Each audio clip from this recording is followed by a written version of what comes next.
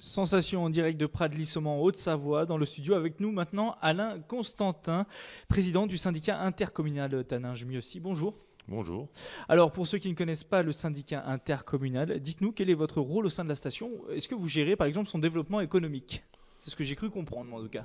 Nous gérons surtout tout ce qui est tourisme. On a les quelques missions du syndicat sont l'encaissement des recettes des remontées mécaniques, mais que l'on redistribue totalement aux deux régies municipales de Taninges et de Mieuxy, qui gèrent chacun leur site en fonction d'une clé de répartition.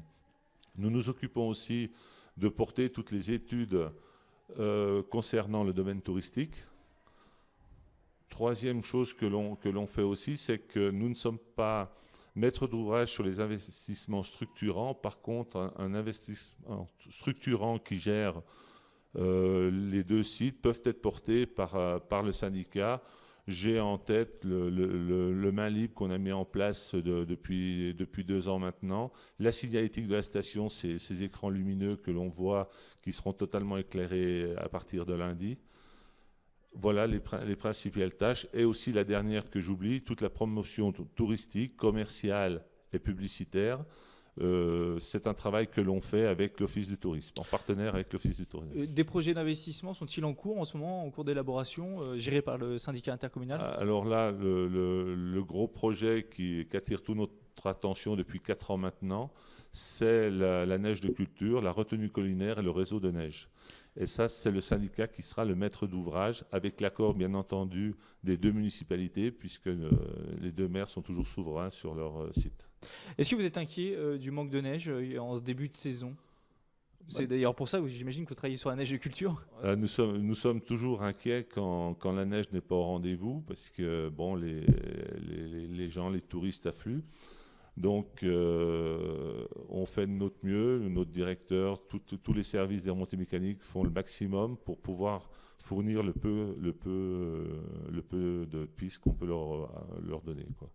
On rappelle que la station de Pradly-Saumont est ouverte depuis hier, le 20 décembre, et elle le restera jusqu'au dimanche 12 avril. Une mauvaise saison, une saison où la neige se fait rare, ça va forcément entraîner moins d'investissement dans le futur, non ? Alors ça, effectivement, une mauvaise saison, on met à peu près 2 à 3 saisons pour se remettre d'un mauvais hiver. Vous êtes pessimiste là ou alors vous dites que ça fait que 2 jours et donc restons optimistes ? Eh bien, on va rester optimiste, mais c'est toujours inquiétant de ne pas avoir de neige. Mais on espère qu'elle va arriver. Je crois que la météo nous donne raison. Pour un syndicat intercommunal comme le vôtre, qui rassemble 2 petites villes comme Taninges, un peu moins de 4000 habitants, et Mieuxy, un peu plus de 2000, c'est difficile de réaliser de gros investissements, d'avoir de l'ambition ? L'ambition, on l'a toujours, mais avoir les moyens de nos ambitions, c'est difficile, puisque jusqu'à maintenant, on a la chance quand même que le ski paye le ski, c'est-à-dire que pas d'argent du budget général de la mairie vienne aider la station, mais nous restons très fragiles sur les investissements. Alors tout à l'heure, vous avez dit que vous occupiez de ramasser un peu l'argent du chiffre d'affaires des retombées mécaniques. Une bonne saison, ça représente quel chiffre d'affaires, et une mauvaise saison également ? Une bonne saison, donc à peu près une des meilleures saisons qu'on a fait il y a 2 ans, c'est à peu près 5,5 millions d'euros. Les mauvaises saisons, c'est dur de dire un chiffre, sauf qu'en dessous de 4,5 millions, c'est difficile pour nous.